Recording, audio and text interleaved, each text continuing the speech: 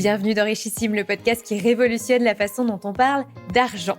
Je suis Delphine Pinon, je suis entrepreneur, investisseur en immobilier et money coach, c'est-à-dire que j'aide mes clients à révéler tout leur potentiel financier. Chaque semaine, je partage un nouvel épisode avec un invité ou en solo dont l'ambition est de provoquer les conversations les plus profondes et les plus authentiques à propos de l'argent, chez vous, au bureau, entre amis, sans jargon et surtout sans tabou. Je vous aide à comprendre comment vous fonctionnez avec l'argent, ce qui coince pour vous, ce qui vous donne l'impression de stagner, de manquer, de vous limiter. Et je vous partage les clés pour transformer votre vie, comme j'ai transformé la mienne et celle de milliers de personnes. Retrouvez-moi sur Instagram, c'est Richissime Podcast, pour les coulisses du podcast, des partages plus personnels, pour assister à des lives avec des invités, pour des revues de lecture et pour connaître mes offres de formation et d'accompagnement.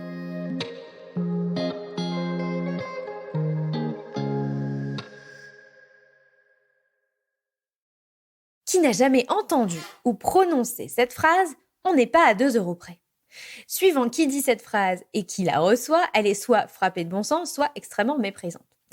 Alors que nous vivons une période de forte inflation, de hausse de prix, de perte brutale de pouvoir d'achat qui touche tout le monde, cette phrase s'est mise à résonner différemment dans ma tête. Et si en fait on était à 2 € près ? J'ai décidé de mener ma petite enquête. 2 € c'est quoi finalement ? C'est en ce moment le prix d'un litre d'essence. Parfois même, c'est pas tout à fait le prix d'un litre d'essence. C'est une baguette et demie ou 2 baguettes. C'est le prix d'une rose chez un fleuriste, le prix d'un ticket de métro, d'un café aussi. Enfin, ça dépend où on prend son café. C'est le prix d'un éclair au chocolat à la boulangerie. C'est un peu plus que le prix d'un hamburger chez McDo, le bon vieux hamburger, celui qui est dans le Happy Meal. C'est le prix d'une bouteille d'eau, c'est le prix d'un paquet de pâtes, c'est aussi le prix d'un jeu de grattage ou d'un billet de loto. C'est également le prix de 4 cigarettes, peu ou prou, de 2 tubes de dentifrice, d'une boîte de serviettes hygiéniques ou encore d'un déodorant. C'est à la fois beaucoup pour certains, 2 € et évidemment, c'est insignifiant ou pas beaucoup pour d'autres. C'est le premier constat. L'argent n'a pas la même valeur pour tout le monde. 2 € n'ont pas la même valeur pour tout le monde. C'est d'ailleurs contre-intuitif parce que 2 €, c'est à la fois le même montant pour tout le monde. 2 €, c'est 2 €. C'est le même pouvoir d'achat et en même temps, ça n'a pas du tout la même valeur. On peut observer d'ailleurs, on peut faire un parallèle avec le temps, où il y a cette même distorsion. On pense qu'on a tous 24 heures dans une journée et qu'à ce titre, on est tous égaux. Mais le temps n'a pas la même valeur pour tout le monde et ne crée pas une perception linéaire et uniforme chez tout le monde. 15 minutes, vous avez déjà observé ce phénomène, mais 15 minutes ne passent pas pareil si on attend le bus, si ce sont les 15 dernières minutes que l'on va passer avec un être cher, par exemple, ou si on regarde une passionnante série sur Netflix. Par ailleurs, évidemment, d'un point de vue personnel, le temps d'une personne qui sait ou qui pense utiliser son temps en conscience n'a pas la même valeur pour lui ou pour elle que s'il est gaspillé pour tout un tas de raisons. Pour l'argent, c'est la même chose, ça fonctionne de la même manière. La situation d'ailleurs de forte inflation dans laquelle on se trouve illustre bien ce phénomène. En théorie, on est tous touchés pareil par les hausses de prix qui sont généralisées. C'est le carburant, c'est l'énergie, c'est le blé, c'est les matériaux de construction, c'est l'immobilier. Et tout ça touche potentiellement tous les Français. Mais l'impact n'est pas le même pour tout le monde. Quand moi, je vais à la pompe pour remplir mes 40 litres de diesel, oui, j'ai une voiture diesel, ça me coûte aujourd'hui à Gravelines, station Total, 2,20 € le litre, soit 88 €. Au mois de janvier, je payais en moyenne 64 €, c'était 1,06 € le litre à peu près. Je fais environ un plein par mois. La part du carburant dans mon budget est donc passée de 2,1% à 2,9% pour un revenu, pour une rémunération que je me verse de 3 000 € bruts par mois. Il va y avoir pas mal... Je vous annonce que j'ai fait quelques petits calculs dans cet épisode. Donc, ça demande de s'accrocher un peu. Et puis après, je me suis dit, mais il n'y a aucun problème. De toute façon, quand on écoute la radio, on est habitué à entendre tout un tas de chiffres et de pourcentages. Donc, je vous fais énormément confiance pour cet épisode. Vous allez pouvoir suivre parfaitement bien. Maintenant, prenez la situation du Français qui doit faire 2 pleins d'essence et non pas un, et qui gagne 2 000 € par mois et non pas 3 000 € par mois. Lui, il voit sa part du carburant passer de 6,4% de son budget à 8,8% de son budget. C'est 2,4 points de plus, alors que dans mon cas, c'était 0,8 points de plus dans mon budget. D'ailleurs, à ce propos, j'ai fait cet exercice, je me suis posé la question, est-ce qu'il vaut mieux faire 5 km de plus 5 km, donc 10 km aller-retour pour un carburant qui serait affiché à 2,17 € au lieu de 2,20 €. Prenons un exemple d'une voiture qui consomme 1,6 litres au 100 km, donc 16 centimes pour nos fameux 10 km aller-retour à parcourir. Donc du coup, le trajet va lui coûter 34 centimes, mais l'économie à la pompe, elle, sera uniquement de 1,2 € sur la base d'une voiture qui consomme 40 litres et du diesel. Donc oui, c'est économique de faire le trajet, puisqu'on économise à la pompe 1,2 € et le coût est de 34 centimes. Sauf, évidemment, j'entends certains crier, sauf évidemment si vous estimez que votre temps, le temps que vous allez devoir prendre pour faire ces 10 km aller-retour pour aller à une pompe plus loin, a plus de valeur que les 86 centimes de différence entre ce que vous allez gagner et ce que ça va vous coûter.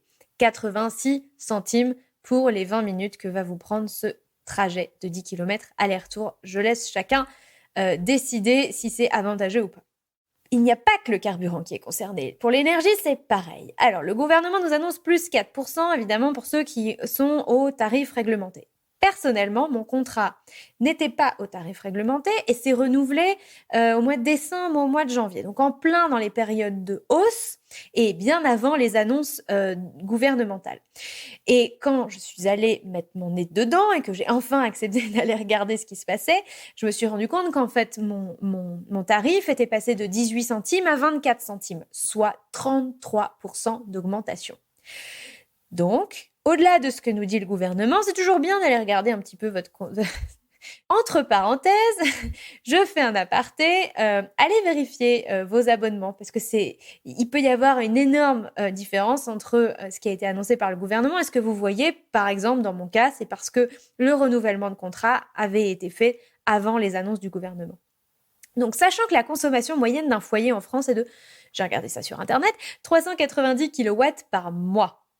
Donc, avant, l'addition s'élevait peu ou prou à 70 € par mois de consommation d'électricité, hors coût de l'abonnement. On va enlever ça pour l'instant. Et si vous avez subi le type de hausse que j'ai subi, à savoir 33%, avant que je décide enfin de repartir au tarif réglementé, vous êtes donc passé de 70 € par mois à 93 € par mois de consommation, soit 4,6% du budget d'une personne gagnant 2 000 €. Quasiment 5% de votre budget, du budget de quelqu'un qui gagne 2 000 € part, si vous avez fait comme moi, en électricité, versus 3,5 avant. Donc j'ai pris ces deux exemples, mais évidemment, je n'ai pas fait ce travail de manière exhaustive. J'aurais pu parler des hausses sur les produits alimentaires, des hausses des tarifs des mutuelles, des hausses des assurances en tout genre, des hausses des matériaux de construction, des hausses de la rénovation, y compris de la main-d'œuvre et du blé, etc., etc., etc. Et évidemment, si on prend le carburant, plus l'électricité, plus le gaz, plus le blé, plus les mutuelles, etc., etc., etc., ces augmentations cumulées commencent à peser très lourd sur l'épargne des ménages, surtout les plus pauvres, enfin pour ceux qui ont une épargne dans laquelle piocher. Pour une personne qui gagne un SMIC, en réalité, ces augmentations représentent 5 à 10% du budget. C'est énorme. 5 à 10%. En plus, c'est pas que c'était déjà ça. C'est que toutes ces augmentations cumulées, c'est 5 à 10% d'un budget. C'est énorme, énorme, énorme. Proportionnellement, ces augmentations représentent moins de 5% du budget d'une personne qui gagne 2 000 € et plus par mois, comme par exemple c'est mon cas. Pour autant, plus on gagne, moins on fait attention à l'effet dépenses fantômes. Ce sont ces fameux dépenses invisibles qui semblent indolores parce que c'est des petits montants, donc ça semble indolore sur son budget si on prend chacune de ces dépenses séparément. 2 €, c'est peut-être pas grand-chose en soi, c'est tout ce que j'ai énoncé en début de cet épisode, mais si vous mettez bout à bout toutes ces fameuses choses à 2 €, ça peut faire très mal à son budget quand c'est dangereusement invisible. Et les ménages qui sont les plus pauvres, en général, et qui sont à 2 € près dans leur budget, sont moins susceptibles d'être touchés par cet effet des dépenses fantômes, des dépenses invisibles. Maintenant, parlons d'épargne. Est-on à 2 € près sur son épargne ? Avec la hausse des prix, c'est l'épargne qui trinque.